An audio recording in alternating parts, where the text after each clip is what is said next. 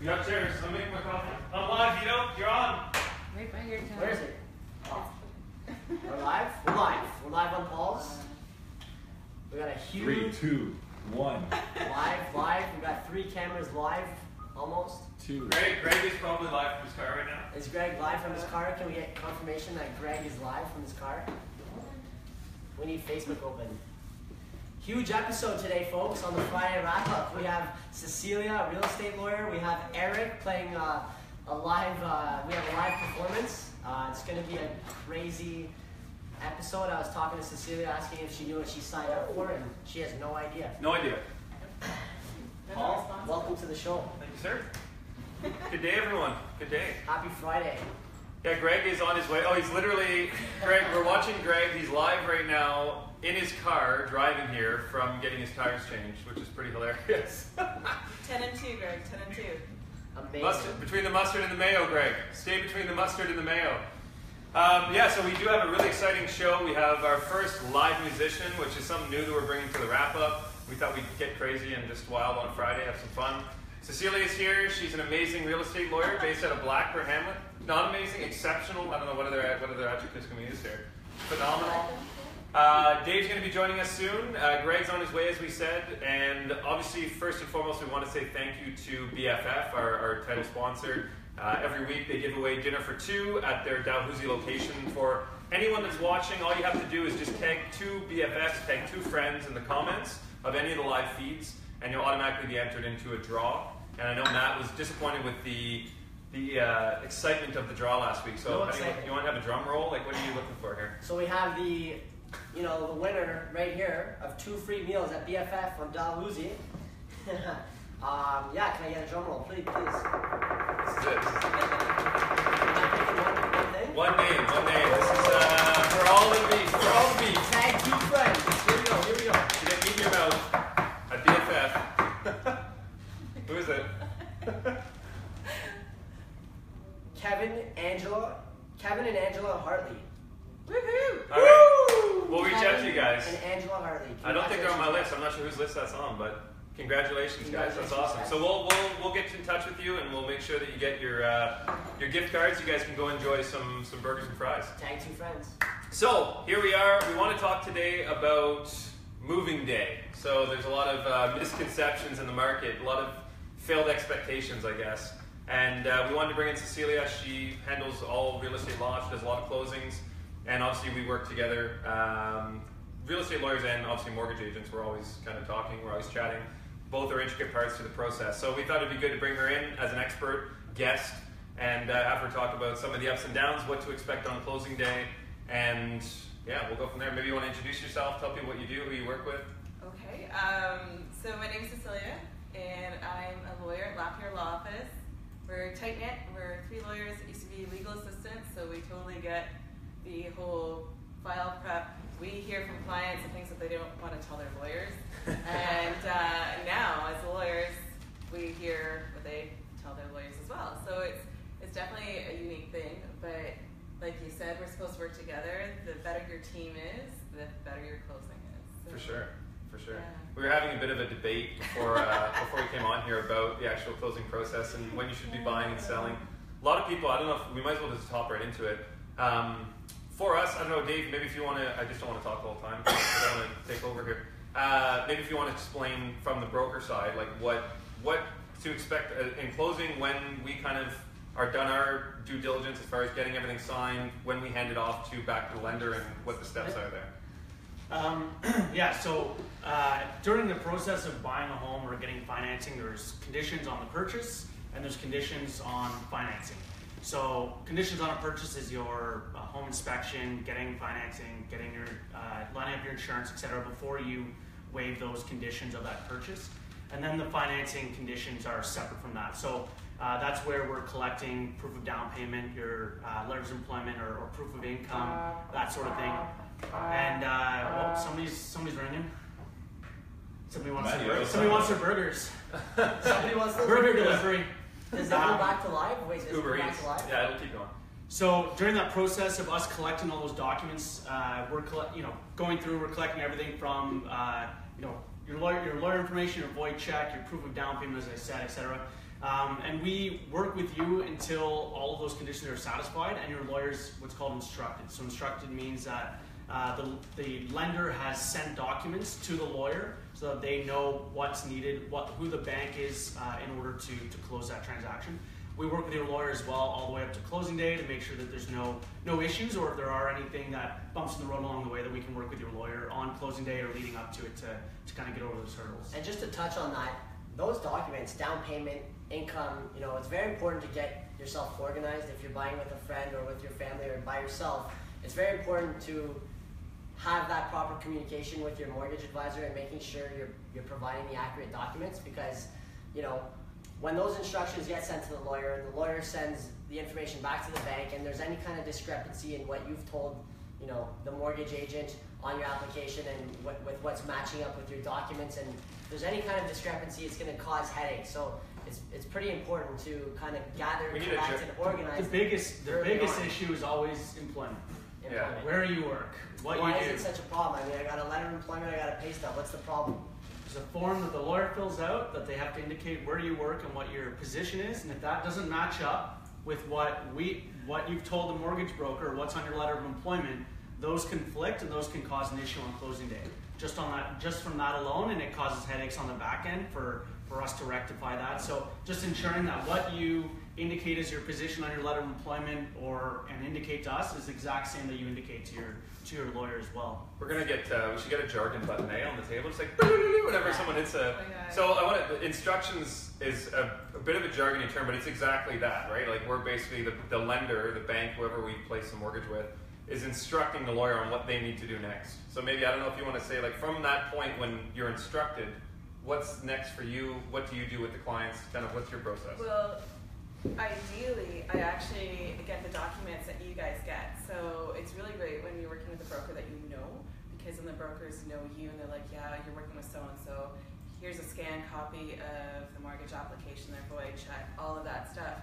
Because it's funny that you just said the employment thing. I just had a deal last month where funding was delayed by 6 hours, which is a big deal on closing day, because what they told their broker as their management position isn't what they told me on their identification verification form. Mm-hmm. So we find this out, they're like, well, it doesn't match. I'm like, I don't know what to tell you. What do you want it to say? Mm-hmm. And sometimes it's hard to get that answer in a timely fashion. So if we have all of that stuff from you guys up front, and then we get these mortgage instructions. However, so, Greg Campbell, everybody! So check it out. Hey! Just a Friday wrap-up. What's going on? So I got a funny story. We weren't chatting. Go ahead. No, sorry. We're just sitting here. No problem. No, go ahead. Can I? Yes. Yeah. Interject. I like your look there. Oh, Set up shop there. So I get out and I go to celebrity. Oh yeah. I go to do it on the. I go to put it together That's on the. What's a little dangerous up there, though? I think that's. We're good. I go to set it up on the phone and my app's not working. So I'm like, you know what? I'm just gonna go live from the car. So I left the place, opened the laptop, and drove the whole way talking. You just streaming from you just tether from your phone? Yeah. It's amazing. I was like, well, I gotta go live. I'm late. I still gotta go live. I'll bring you up to speed. So basically, again, anyone from Greg's feed, if you're watching, tag any 2 friends from your friend list on Facebook, and you're automatically going to be qualified for dinner for 2 at BFF, Burgers and Fries Forever. We're talking closing day today, what to expect, moving day. Greg, I'm sure, has some great stories about clients' expectations. But right now, Cecilia's basically breaking down for us when she gets instructed from the lenders, what she does, what the process is on her end. So anyone that's just tuning in, that's where we're at. So, like I was saying, when we get communication straight from the brokers, even before instructed, we know who we're talking about. We also have a good idea of what the lender's process are. Some are later than others. Some need a little bit more prompting. We won't name names. Can't do that. But at least if we've got that background stuff, we can start getting at it. So when the brokers are coming at the lenders from one side and the lawyers are coming at the lenders from another side, things tend to get moving a little bit faster. People realize that you're serious, and the faster we get instructed, the faster we can prepare a file, meet with clients, sign them up. Basically, once they sign up, their stress levels drop, right? Because they've done everything they can do, and then we can send everything to the lenders early. So if there's any of those discrepancies, they can find them early. And if If you find something 5 days before closing, you have 5 days to fix it. Right. If you find that out the day of closing, everybody is stressed out, right? So what's the worst that could happen? The worst that can happen is you get sued. You get sued. You get sued. That is the worst case scenario because I know people are pretty relaxed about their agreements of purchase and sale. It's just an agreement. You can't close today, we can close tomorrow. Well, no, it's a contract. And part of that contract $500,000 contract. It's that we will do everything we're supposed to do and deliver it by 5 o'clock on that day. And if you don't do that, you're in breach of contract. So yeah, does it happen very often? Not necessarily. Most people will use their reasonableness and grant an extension because no one wants to have to resell their house. Right. But if you get someone who doesn't really want to sell, they kind of got cold feet, they're just looking for an excuse, it could happen. And there's not a whole lot that your team can do to help you. So let's just not get there. Yeah. So what would you recommend for a smooth closing? For a smooth closing, What would you recommend our folks? I would tell you guys, get your brokers early. Go with a broker. You know, give them what they need when they ask for it. Don't him and haw, don't wait. Get your lawyer connected to your broker early on. Don't him and haw and wait and shop around. Get all of your professionals working together as a team. But don't pack your paperwork. Don't put that in the boxes because you guys are going to ask them for stuff and saying, oh, well, it's in a box and it's going to take 2 weeks to get it. Well, no, we're asking for it. We need it, like now. And don't pack the truck at 8 a.m. on moving day. Either. Yeah, so if you get everybody working together early on, then your closing day is going to go smoothly because we've already done all of the background work that clients don't see, right? So ideally, you don't want your clients to know how hard you work. You want them to think everything's easy. So give us what we ask for when we ask for it. Things will be easier. Don't ask us why we're asking for something. We're asking because we need it. We've run into that too. A lot of times with income documents, people feel it's like super, like there's Why? way too much up front. Like, why do you need all They this? feel I like gave they're you- giving us their organs, you know? Well, But also- They don't realize that the bank is also lending you $300,000. and they have Yeah, no obligation to give you $500,000 money. that if you decide not to pay right after closing, you can still live in that house for a little bit of time Yeah. and not pay a cent. Like they're still actually Like, if lending you- you hundreds of thousands or some cases. Yeah, like if you're borrowing money from a friend and you're like, hey, I need $300,000 for this weekend, they're probably going to want to see that you're going to be able to pay them back, right? So this is your friend, but without any And emotions it's or. beyond that too with the bank though. It's anti-money laundering, it's anti-terrorism Oh, yeah, yeah. funding, right? So it's like it's beyond what just the bank wanting repayment, but it's also government regulations, and that's why they want an arm and a leg because If it was up to us, we wouldn't. We'd ask for as little as possible. But Nothing. but there are Yeah. there are regulators Oh, in you're place working? for a Done. reason. All right, you're good. Yeah, there's regulators in place for a reason. Yeah. Banks are all governed by the same body, so they require these supporting documents to verify things. And now a lot of extra stuff is coming in where it's like, is it going to be owner occupied? Are you going to rent out a room? Yeah. Well, tell your brokers that early on because I might have to get you to swear a statutory declaration, and if what you tell me on a sworn document doesn't match what you told your broker, all of a sudden my mortgage instructions are completely different. If they approve it, you're going to be registering extra documents, which means extra money, extra verification. So if you're going to tell a story, stick to the same story. Like, right. and sticking with the truth tends to be the easiest way to do it because you don't want to get caught 2 days before closing with me when you tell me a different story. Think about how many people it affects too. I mean, it affects Greg Affects too, everybody. right? Oh, It affects yeah. the real estate agent, the mortgage, the lawyer, the bank. What are things that you run into, Greg, as far as like closing day disasters of just like things that happen that people Closing don't day expect? disaster. Or like unexpected things that you. I don't like the word disaster. No. Well, there are disasters. Extreme challenge. Yeah. Challenging. It That's happens been occasionally when you're sure that the communication between both parties is all said and done and everyone's communicating, and then you get a call a day before or a couple days before being like, yeah, we don't have the we've never been in contact with the other lawyer. And I'm like, well, okay, this has been what, 3-4 months we've been working on this, Yeah. and somehow like, yeah, we never got the info from you. I'm like, okay, going back through what they totally, everyone had it. That's happened before. It's very rare, and then everyone's just kind of rushing in a panic because the client has to know that this is going on. Yeah. But it usually gets resolved. With me, the whole thing that the disaster like the suing aspect of. I've had 2 deals where it couldn't close, and one guy was like, he's like, yeah, can't close. And I'm like, okay. He's like, and I'm like, well, Hey, I'm like, they're gonna have to sue you. He's like, yeah, they're gonna have to sue me. And I'm like, okay. What happened? So then it was a situation where there was a lot of money that was lost in another project that was going to be used for the purchase, and now it was no longer available, period. So he's like, I can't do anything. He's like, I have no money anymore. I have no money. So it's like, okay. And so what happens is then the property doesn't close, then that property goes back on the market. So then he's responsible for paying the mortgage, whatever penalties, the mortgage, the carrying costs, all the utility costs, everything, until it sells. And then if it sells for less than what he paid for it, he's responsible for the difference. So he ended up in court, whatever. I think he ended up paying, I think it was like 15 grand. But he had no money. Huh? How do you pay? It's drawn out. Well, It'll take a couple of years. It's it'll like, take yeah, a it's long like you time owe to let it dry. $15,000. Okay, had to pay it. And if you don't pay it, there's a writ of execution against your name, and nobody lends you money until you pay it. So. How do you feel, Cecilia, about people buying and selling on the same day? We kind of briefly touched on this before, and I think it's an important discussion because people always want to figure out, okay, I want to move into our new place June 15th. When should we sell our place, right? Like, what's the ideal, in your opinion, what's the ideal kind of timeline that people are looking at? You should have a couple-day buffer. Like, I tend to like to over-prepare because I've seen things go wrong.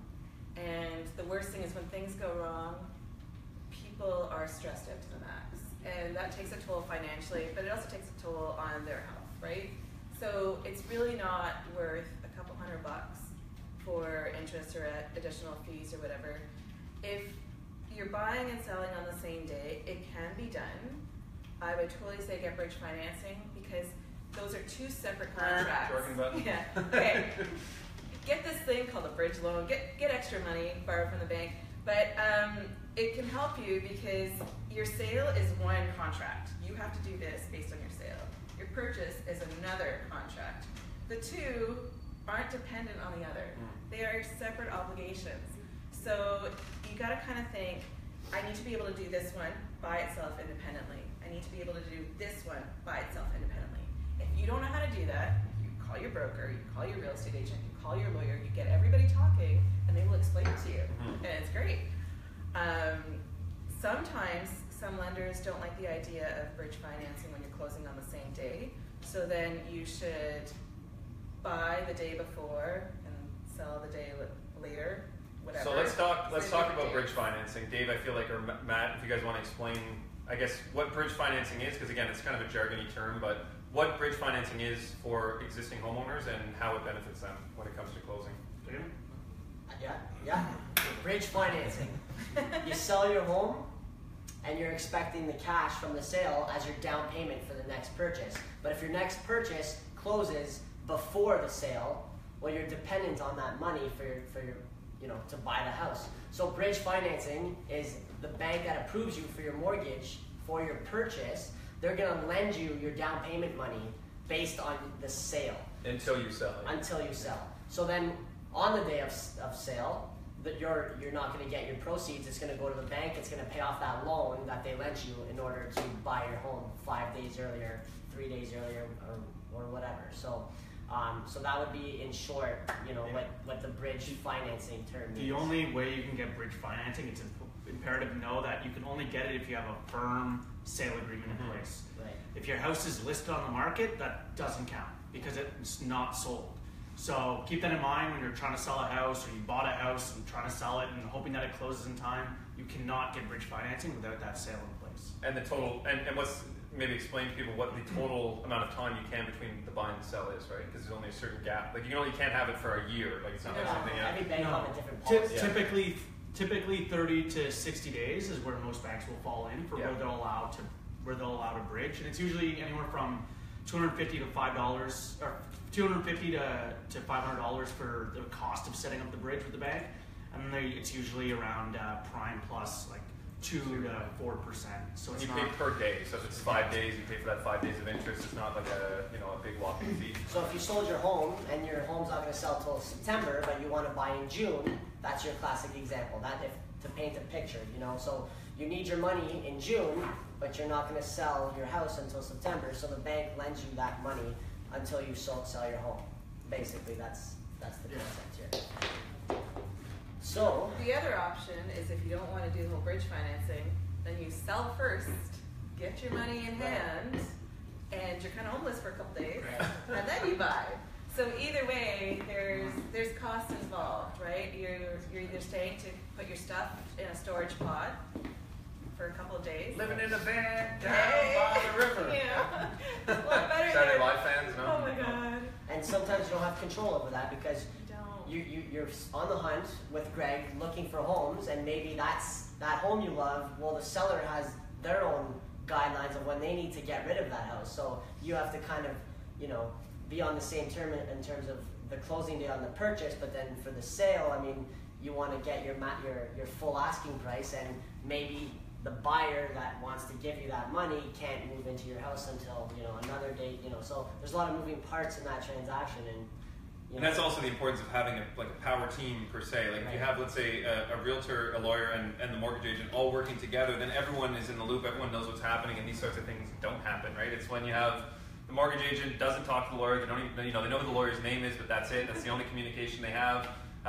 You know, the lawyer might get instructions from the lender late, and they don't know who the broker is, and it's just can be disastrous, right? Do you guys have any, Greg? Do you have any funny stories or anything else from closing days? I'm trying to think. I mean, that was like my one. That wasn't funny though. That was just It wasn't sad. funny. It was just sad. And there's another one that's sad like that. It was another one of those things that the guy was like, "I'm not closing," and they're like, "Why?" They're like, we just don't want this property anymore." We were talking about that. And then they're like, "Okay," and then he's like, "Well, you know, whatever We need didn't to sign settle, for this, whatever did we we?" need to settle." And this settlement was like $30,000 or something. And he's like, "Yeah, whatever." He's like, "We're going to Florida for a year." I'm like, holy shit, okay. See ya. so do you So charge a fee? Like you were expected, like that's your. Are they on the that's hook your- for any beer fees? That's your Well, food. That's your bread on the table. Yeah, you're. I mean, you're not on the hook. Like I can sue Right. if I choose to. You can? You know what I mean? Yeah, Okay. I can be involved in the process. You know what? I didn't either time. Now I think about it, I probably should. But I ended up getting one. Never too late. Never too late. Yeah, never too late. Let's go back. Hey guys, I know you. I'll find you. Keep your eyes.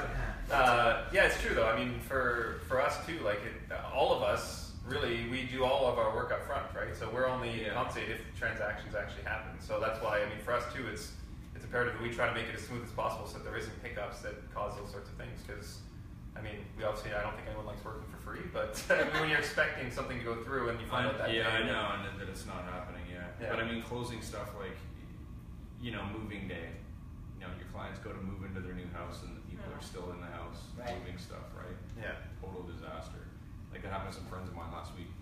You know, they got their keys 4 o'clock. They're like moving garbage bags. They were there till 10:30. And you said that, yeah, people were still in the house, right? Yeah, and they were in the house till 10:30. Like, and then they finally left. See ya. And like, obviously the place isn't spotless because they've been moving shit. Yeah. It's terrible. It's bad. Like, so when I tell people, I'm like, so how late do I have on the move? I'm like, no. The house should be empty between 9 and 5. That place should be empty. You should be moved out and cleaned up by 9 a.m. Because if they're paying cash, Clean up. Make sure you emphasize that. Yeah. Well, yeah, because I get them to swear a declaration saying vacant possession. I'm like, no Right. debris, vacant. Like, none of your stuff is in there. Not the closet or Don't the call me. dresser Tell- you didn't want. Like, Oh my see god. it, don't Oh, but go- I'm being nice. I'm like, get it in writing with your real estate agent. You're not being nice. They can sue you to have it removed. Yeah. I'm gonna get a nasty letter charging you for 1-800-GOT-JUNK. Yeah. Happens a lot lately. I got a call from someone on their closing date. It's 3 o'clock in the afternoon. I'm like, hey, you had a good deal. It closed at noon. Like, you should. She's like, my cat's in the chimney, and I'm like, leave the cat. Get out of there. I'm like, just like, why is your cat in a chimney? I can't get it down. I'm like, oh my god, this should have happened yesterday. I'm like, what do you want me to do? I feel like it's disrespectful. Like, what? It Do is. you have no kind of self-awareness that, you know, Yeah, somebody else it is is. taking over your, like, you Definitely know? not self-interest. It's ridiculous. It's ludicrous. Yeah, and then there's financial consequences for that because people can sue you in small claims because Right. this is how much it costs to But get a who wants to professional deal clean. with small claims, you know? Like, Yeah, Well, it depends on There's how a lot of mad you people are out there about with the a lot of mess. time on their hands. Exactly. How big There is the mess? What, So- they have a name for those people, eh? Like Susan or something? Like, you know, Sally? I don't know. Anyways. I feel like we need to offend All the someone watching Susans right and now. Sally's out Yeah. there, yeah, you damn, yeah. So Greg, for you, when you're going in with a client you're buying, what would you? I guess we can all chime in on this, but what is the ideal time frame that you want to give people for financing, for closing? Like, obviously, you don't want to be looking at home and be like, hey, we want to move in 2 weeks, so let's get this done. You know, like you want to create realistic expectations, right? So what's Well, like it in your depends. I mind? mean, if you want to do something like that, you just got to talk to the sellers and say like, we'd like to do something quickly. Right. You know, and then you talk to the bank, and then you talk to the seller. If you can just figure out a proper date quickly, then you can do it. And we'll never turn down last minute deals. Let's No. make that clear. We've had people come literally on a Friday that have had just a nightmare with their bank. 5 days before closing, they close the following Thursday. They come to us and say, "Hey guys, like, can you do anything?" 3 days. Yeah, 3 days. We get an approval, appraisal's done, lawyers instructed, everything closed on Thursday, like 5 days later. So I mean, it can happen, It's but high that's stress. There's a price Don't for recommend that. it. Yeah. Generally, quick to me is like 4 weeks. You know, that's Yeah, like, yeah. that's good. You have enough time to kind of prepare for everything. Anything less than that, I mean, you're pushing. I mean, you can do it. Like you said, anyone can do it. It's all about organization. The person that's buying, the person needing financing, it's all about their organization. You as a client knowing that what documents you need, having your stuff prepared, not delaying or asking why we need something, or taking your bank statements and blacking everything out, Yeah. thinking that that's not important. That is important. Nothing can be altered. They're lending me $300,000. They don't need to know what what my finances look like. They really don't care if you go to Tim Hortons every day or if you go to the beer store once a week. The banks don't care. They just need to see a track record for anti-money laundering. For sure. That sort of thing. So that's the biggest thing. We can close as quickly as humanly possible, but it just depends on how much paperwork and how organized you are. Well, realistically, like after you guys have your broker complete, we normally don't get instructed until 3 business days later. It goes to la land for a while. And when I get instructed, I should have 2 full business days because, we're not just sitting around with nothing on our desks. We have stuff to do. Other people that were more organized, like we're not going to throw them to the wolves because you waited last minute.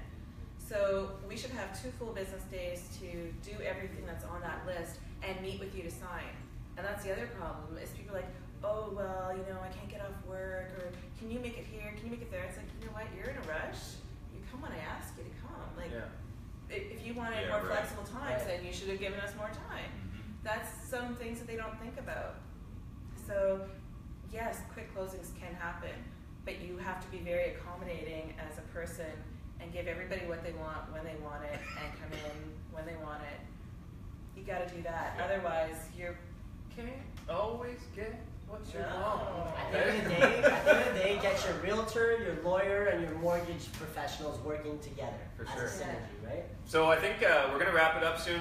We're going to wrap it up in a sense. We're going to bring on the musical guest. But if you guys have any questions, now's the time to ask. We'll just kind of wrap it up here. But anyone tuning in, if you have any questions about moving day, closing, bridge financing, instructions, like any of these things that we've been talking about, definitely throw it in the comments. Your legal costs, what to expect, land transfer taxes, So bridge financing, I would say, to summarize it, is pretty much just an insurance policy, right? Like it's best to do that. It just saves a lot of potential headaches for the small amount of money that it's going to cost you to get it. It's just a safer way to do it. We were kind of having a bit of a debate before, but Cecilia gave us some good points. We're like, all right, well maybe bridge financing is the way to go. I actually have a question for you though, because a lot of people don't know title insurance. What if you can maybe explain to people, because it's something that they pay for, that's on their closing, that people don't know what title insurance covers. So maybe you can explain that. So in our office, we actually, as soon as we get a file, we send a retainer letter with the links to title insurance. For starters, I think title insurance in this day and age is a no-brainer because it's cheaper to get it than not to get it. It's a one-time fee. It's only a couple $100 for your average purchase price. If you're buying multi-million-dollar homes, it's way higher. But with title insurance, you get survey coverage. You don't have to get a tax certificate. You don't have to pay the Law Society transaction fee. So right off the top, it's less money, and it's included when we give you your amount to bring in. So if 2 weeks later you got a bad neighbor, they come up and like, get off my lawn, and you're like, but that's my lawn. Well, you pay for a survey, and if it turns out the neighbor is right, the title insurance company compensate you for the loss of that part of land. Otherwise, you'd be SOL. If That means the shit out guy- of luck for anyone. if they didn't pay their taxes like they said they did, and they just disappear off to Florida, so they're not reimbursing you, the title insurance company asks for statement of adjustments, the bill, whatever, and they cut you a check, so you're not out any money. There are simple claims, and of course there's big claims about fraud, but in my opinion, title insurance is just a no-brainer. Get it, it's less than So what? So maybe you could summarize a few major items that title insurance covers. Survey, Okay. unpaid utilities, fraudulent discharges. Okay. Those are going to be the big ones. Good question. Great answer. We have a question? We do. Louise would like to know, can your realtor get the keys a little earlier if the seller and buyer agree, even if all the legal paperwork has a specific date? Is this impossible for insurance reasons? The lawyer doesn't want to hear about that because that is a litigation nightmare. If you have your So buyer- yes, the realtors can figure it out. Just don't tell your lawyer. Yeah. Yeah, and none of this is official legal Don't advice, do correct? it. We should No, make that disclaimer. don't do it. Yeah. Great question. As long as everybody's, Fine line. I mean, Gray area. But what would be your I've never picked it up before. I've picked it up for my buyers on the day from the lawyer's office for them, What's or service? maybe the day before. Some occasionally, depending on like if they're not in town or if they're across city and the lawyer's somewhere else. But I mean, Yeah. in terms of picking them up early. So the lawyers are actually not allowed to release keys until registration is taking place. We're legally bound by a contract not to do that. Unfortunately, I know that not everybody follows all of the rules, and that drives me crazy. But we actually promise not to do that And that's registration. You mean like the day of, like once all the paperwork is done. once the registration's actually Okay. taken place. So we're But registration can take place before closing. No, it can't. Just on the day. on the day of, once all deliveries have gone. So if the real estate agents have keys, it should be not with the lawyers. It should have been the second With set of them. keys or whatever. We don't want to know. We don't want to know because say the new guy's stuff is in the property, somebody vandalizes the stuff, it's not their property yet. Insurance doesn't cover that. Right. Litigation nightmare. There's a fire. In case the key. Okay, I see what you're saying. Like Maybe there- both times I did it. Maybe it was on the day then after registration. Must have been because it wasn't like. if you were dealing with a I'm not reputable a lawyer, Yeah, they it wouldn't have was. given you the keys. So it must have been. I know there was an emails exchanges going like, yes, I authorized to pick up. And Oh, absolutely. We give that to whoever. Yeah, Our yeah. client tells us, give our package to whoever. Sure, no problem. As soon as we're allowed. Okay, yeah, I guess that's what it was then. Louise, if you're tuning in, tag two Maybe. friends, qualify for the BFF. So guys, I think we'll wrap it up. We're gonna have Greg, if you want to Wrap it introduce up. our first musical guest. Our first musical guest on the Friday wrap up, a good friend of mine, Eric St. Cyr. I'm excited to. And thank you very much to Cecilia for taking the time out of your day to come chat with us. I think it's been great. Actually, I had someone message me privately that said, "You guys, there's a lot of testosterone on the show. You guys got to get some women in there," and I'm really happy. I feel like you're obviously an expert in this field, and it was great to have you on. People have been cheering her on. Well, people have been cheering you on. You see, that's awesome. So thank you, Cecilia. And let's give it up for Eric St. Cyr.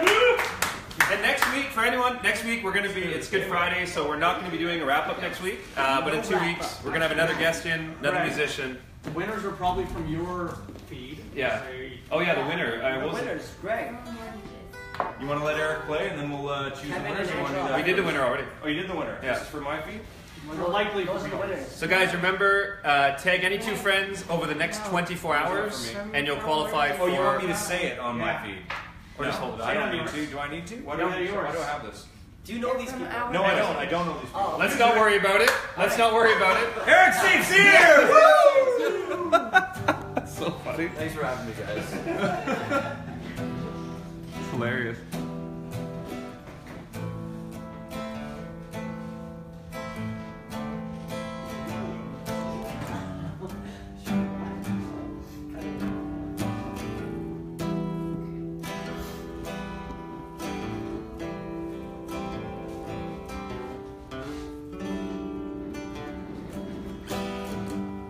Wake me up when the pain is gone.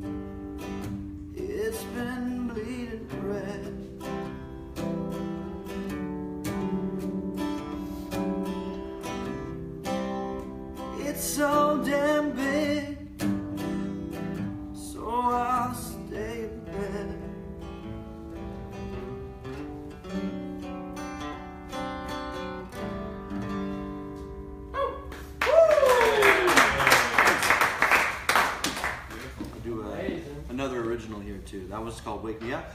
This was called A Hard Road. All right. Thanks a lot for having me, guys.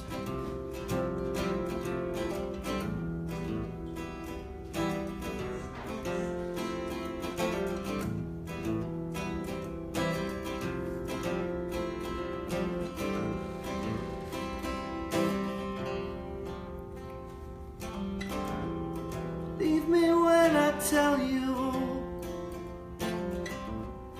there's nothing to fear. Don't leave me when they sell you the river of broken tears. It's easy to consume doubt. Distance gets too far. Even through the damn now, you've always been in my heart.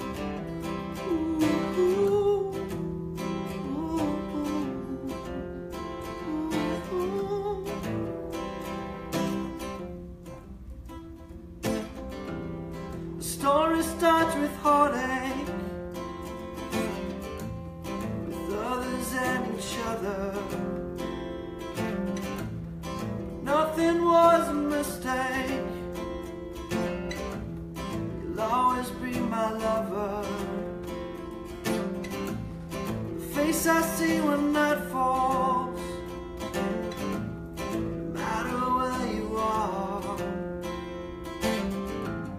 The only name my voice calls, always in my heart.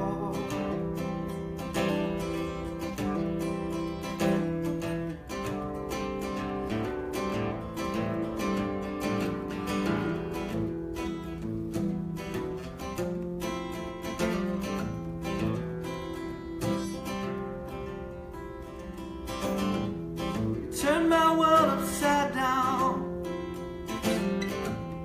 You told me that you care. A fleeting chance in this town. How could we even dare? A lifetime to reflect on. That early morning tension. Every time it breaks dawn, turn in your direction.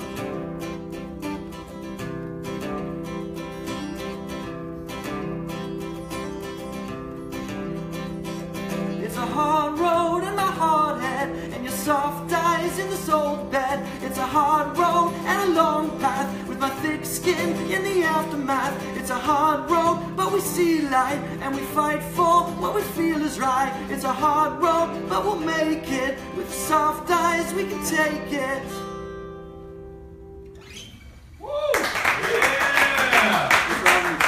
That's awesome. Great job. That was awesome. Eric St. Cyr, everybody. Maybe let them know where he plays next anytime. Yeah, actually, when are your next sets? Yeah, tonight we got a trio going on at the Poorhouse down in the market. So myself, Jason Colson, and another friend of mine, Ryan Wheatley, are going to be playing there all night. That's tonight. And That's then amazing. a couple days off while I go to Toronto for a bit, and then every Monday, Jason Colson and I play at the Heart and Crown in the market. There you go. And Jason Colson is going to be on either next week or the week after. This is why I name dropped him twice. Yeah. He was telling me last night at our gig that he was going to be on. Yes, I spoke with him the other day. So yeah. Jason, if you're watching, get ready. And he'll be playing keys and singing. So I'll have a little different dynamic. It's good. Awesome. All right, guys, thanks for tuning in. Be sure to remember, tag 2 friends in the next 24 hours and you'll qualify. Thanks again to Cecilia, to Eric, and to everyone that tuned in. Have a great weekend. Woo! All right.